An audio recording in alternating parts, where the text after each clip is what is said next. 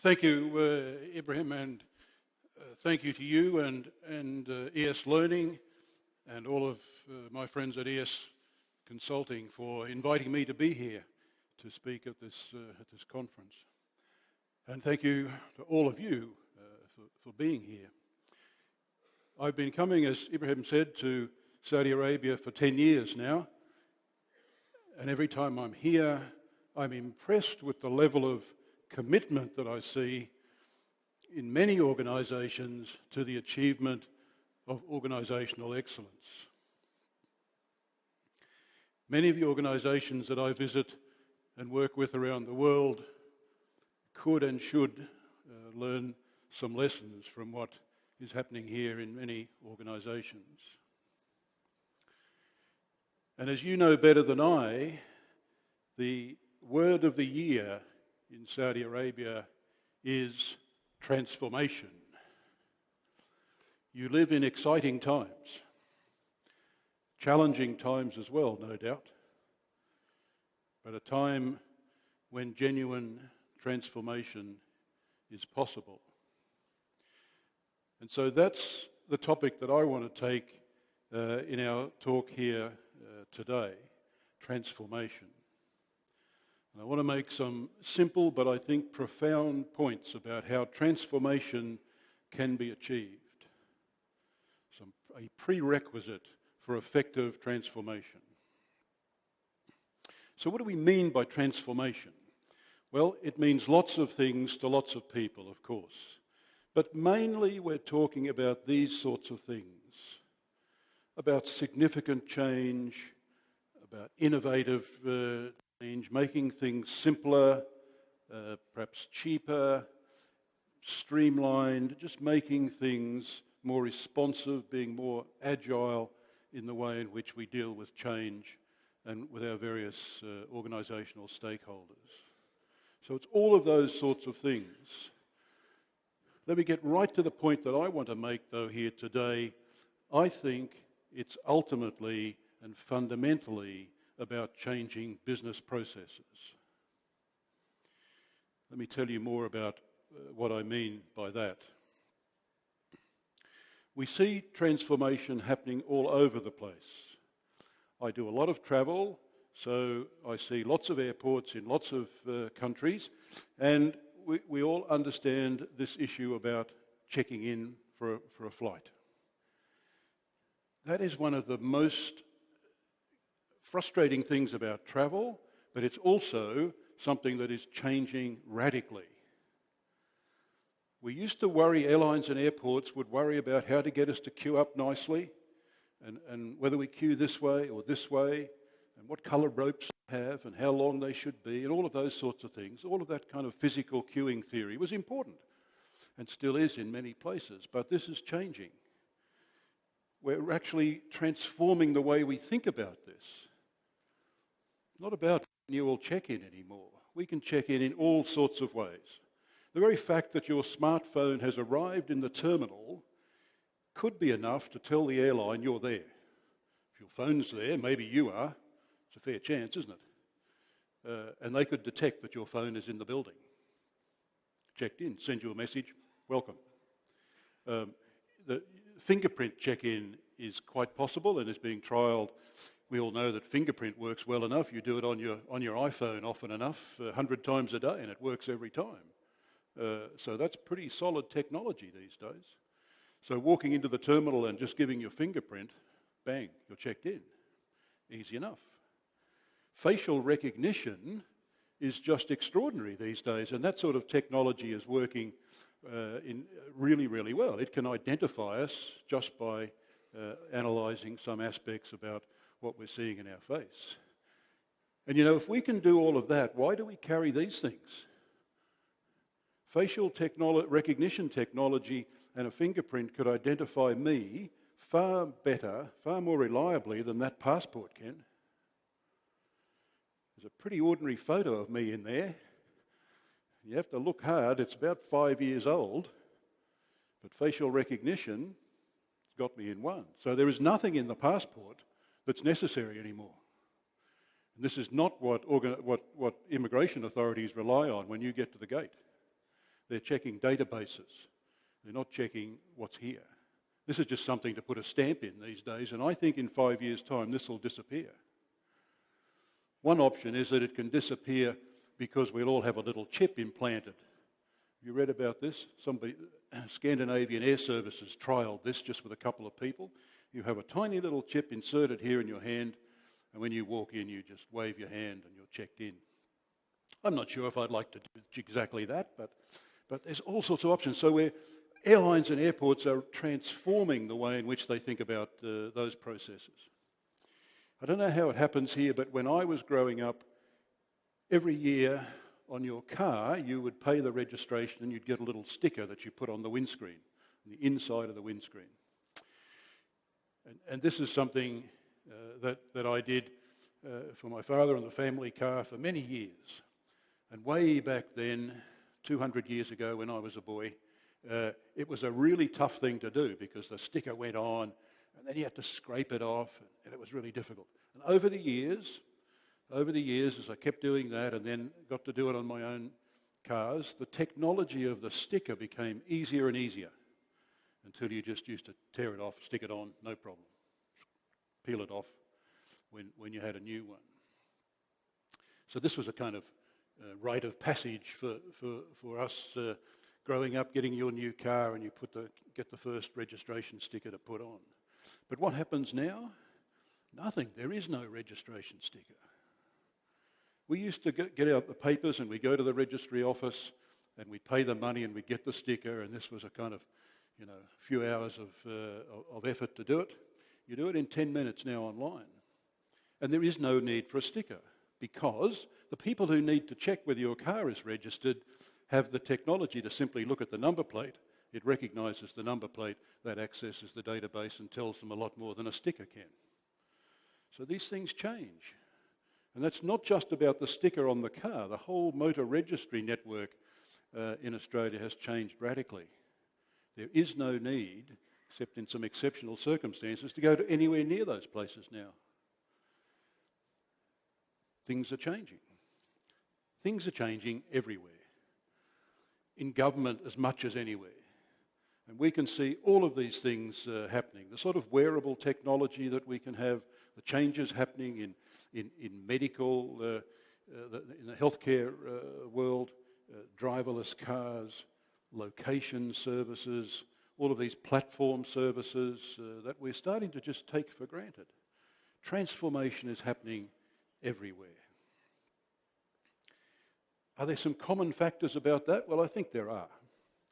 I think there are at least these common factors.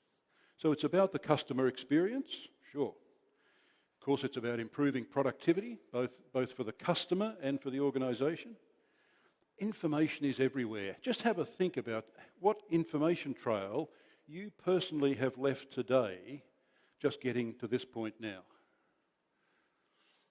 I've been on the phone, I've been doing email, I've been on Twitter, I've been on LinkedIn, I've used Uber, I've sent some email.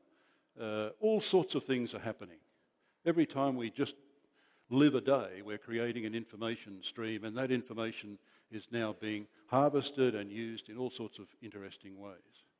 And obviously we're digitalising as much as we can about many of our processes. We're making the best use of technology, and we're coming up with whole business models. You've seen the stories about, the world's largest hotel chain that doesn't own a hotel, Airbnb, and all of those, there's about 15 of those on that list now. So all of these things are changing. But I think there's something common about even those common factors. I think they're all about process change. They're about all sorts of other things as well, certainly. But fundamentally, they're about process change. And when I say process, I don't just mean a process model, a series of activities. I include in my definition of process all of the resources and people and systems and facilities that go to execute and to manage the process. It's a quite holistic view of process. And I'd encourage you to that view because it solves so many problems when you're thinking about process management.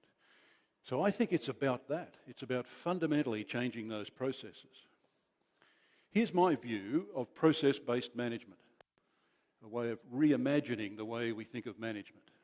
So here's the traditional view, the functional organisation, I'll call it, characterised by the organisation chart. It's a very vertical kind of thing, isn't it?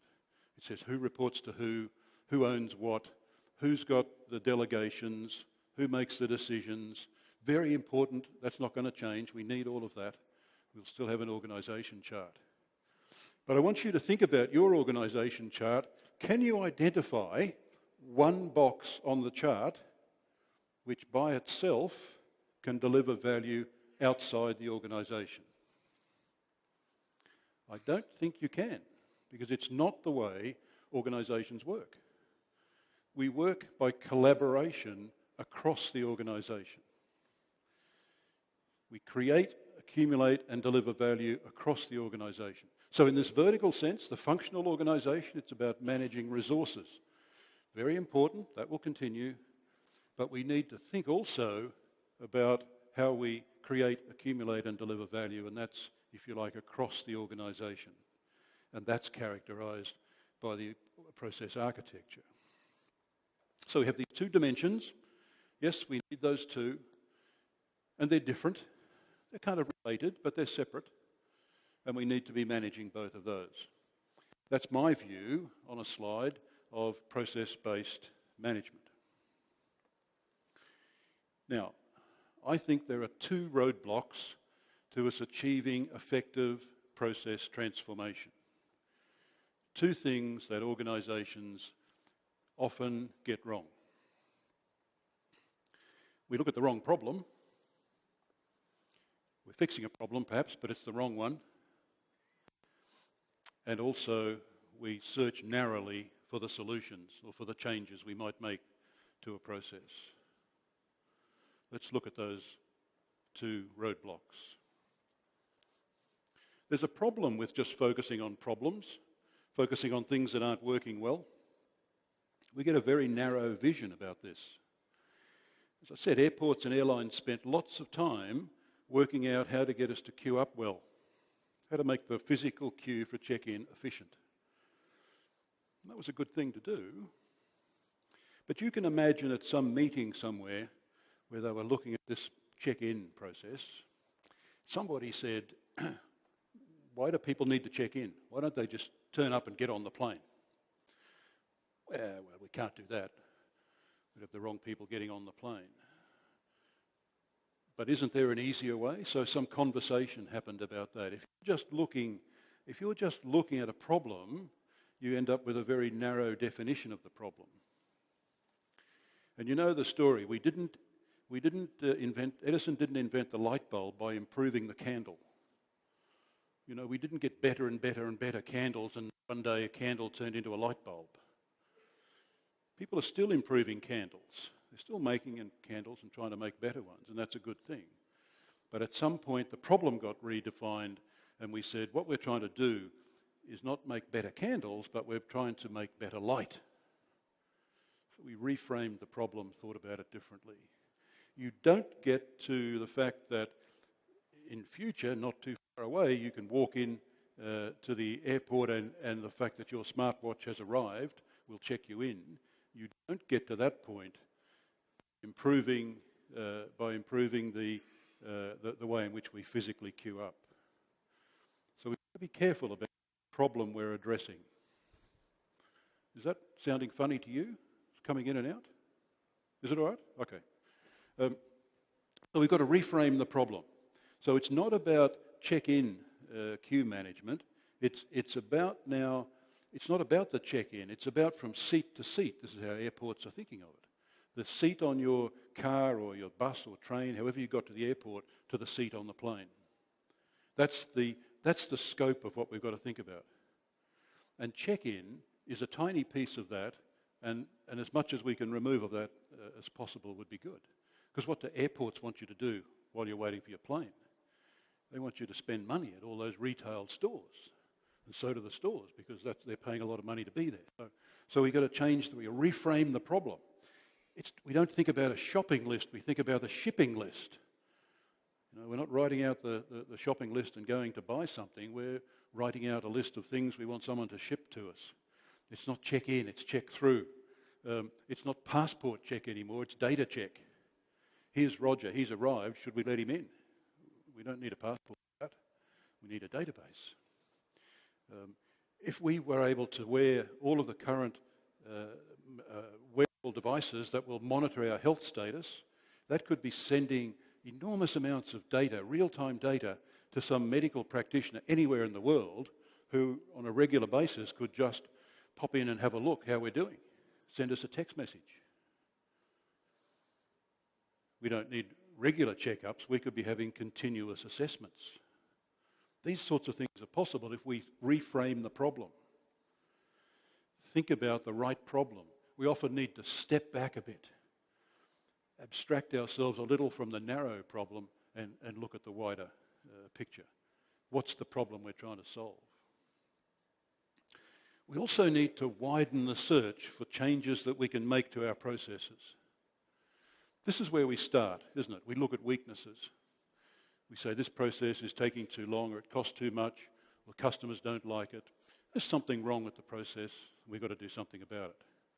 That's a good thing to do. Nothing wrong with that. But it's a very narrow view, isn't it? Just because nobody's complaining about a process doesn't mean we couldn't fix it, we couldn't improve it. Lots we could do. So maybe we should also think about threats to the process. What could go wrong? What could change that would damage the way this process is working? What if the transaction rate was doubled or trebled? Could we deal with it? Would the process work? What if some piece of the process failed, some system? What are the threats to our process? Maybe we can harden it up and make it more susceptible, less susceptible to failure. All of our processes have some strengths as well, of course. There's something that's working well enough in a process, and we need to think about what that is, because we don't want to make changes to a process. We fix one problem, but then we've taken away something that everybody loved. That would be a pity. And there's also lots of opportunities that we could think about for a process. How could we do this process differently? What could this process do differently? Could we use this process in a different way? Could we get someone else to execute this process for us? Do we even need this process? That's a challenging question for some processes. So all of these things we can do. Now, this is our classic SWOT analysis, isn't it? Strengths and weaknesses and opportunities and threats. That technique's been around for 100 years. But it's very relevant, and we should think about it some more. We should broaden our view. We can also then think about weaknesses and threats from a kind of negative point of view. We could take strengths and opportunities and take that's the sort of positive view. In the other direction, we might think of strengths and weaknesses as essentially a property of the process itself, things that are to do with what's going on perhaps inside the process. And then for opportunities and threats, that's really about what's happening outside the process, in the ecosystem in which the process is working. Now that's a much richer picture of how we might think about finding ways to improve a process than just looking at the top right corner. Of course, we'll still do a lot of work fixing problems in the top right corner. But if that's all we're looking for, then we're not going to make the transformational changes in our processes that we're looking to make. It just won't happen. We didn't invent the light bulb by improving the candle. So we did all of those other things. We reframed the story. How do we bring more light to dark places? Okay, that's a different problem. Candle is just one way. What other ways can we do it? Reframing the problem, widening the search. These are the ways to remove these roadblocks to transformation of our processes. Just two, but they're important and they're difficult things for us to deal with. But we need to focus on that. And we get to that point by understanding that what we're trying to transform are business processes. That's at the core. All sorts of other things change as well. But if we haven't changed the business process, if we've just changed some technology, we've changed some other physical attributes, Sure, we might have improved something, but fundamentally, we haven't transformed. We've done what we were doing before, and we've done it a little bit faster. Maybe a little bit cheaper, maybe a little bit more expensive. But we haven't achieved transformation. So, last slide, and if you take anything away from this presentation, this is what I want you to take away and think about. This is the fundamental message, simple but profound message that I think organisations everywhere need to be thinking about, and it's this. If you're going to achieve transformation, then the very best performing processes you need in your organisation must be to do with process management and process improvement. Because transformation is about transforming processes. So this means that you need to know what your processes are. You need to discover them, document them, make them available in some useful way. You need to know how they're performing, how the process is performing. You need to know how it should perform. And based on that knowledge, you need to be able to decide what process performance gaps need to be closed, because that's at the heart of transformation. So it's that knowledge about transformation, about processes, that will make transformation successful. Thank you for listening. I'd be happy to try and answer any questions you might have if our chair permits. We've got 5 minutes, I think. Thank you very much, Roger.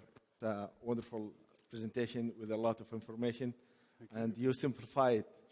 That's and what it's I all try about and do. transformation. Yep. If you don't transform, you will die. That's right. So is there any questions from ladies' side or from gentleman's side? Any questions? Okay.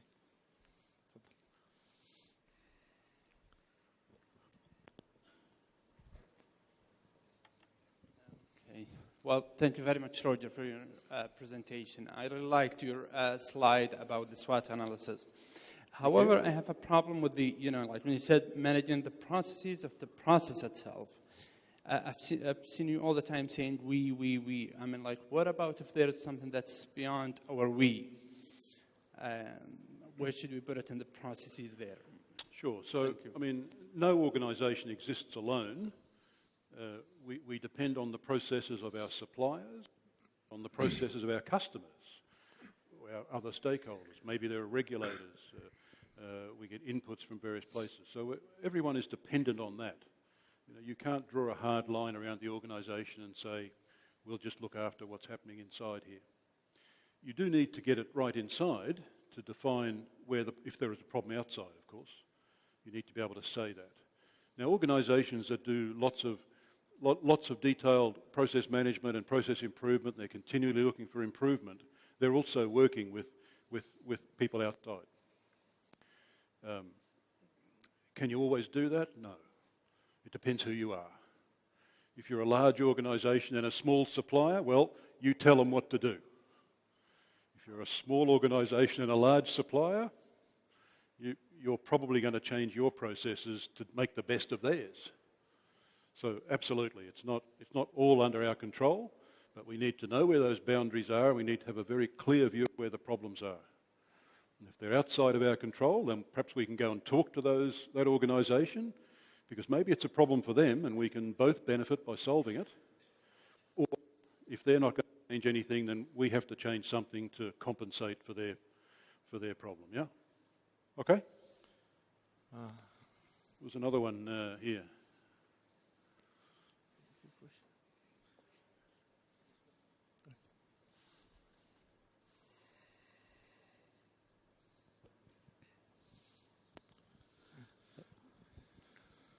Thank you for this good presentation.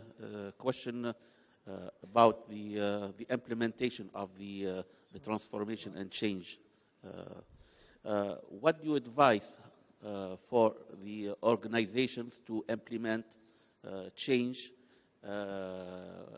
What type of advice, like what type of organizational units, program, expertise that an organization should have to succeed in the change challenges? Yes, so we could spend the rest of the week talking about that, and Ibrahim's not going to allow me to do that. But I can talk about the starting point, because that's very clear to me. I think you need to start by understanding what your processes are, by defining the process architecture from the top down. You say, what's our strategy? Which is to say, what is it we promise and to whom? Therefore, what are the high-level processes by which we do that? And then we just decompose those to whatever level we want, down a couple of levels. Now we've got at least a high-level view of the organisation as a set of processes. Now I want to know how we're going to measure performance, and I want to know what the current level of performance is. Then I want to know what the performance gap, and then we can make an evidence-based decision about which of these gaps need to be closed. And that applies whether we're looking for big change or small change. So that's where I think it needs to start. I call it the primacy of process.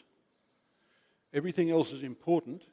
All of the other artifacts of enterprise architecture and business architecture, systems, information, all of these things are important, but they only exist because they're there to support the performance of processes.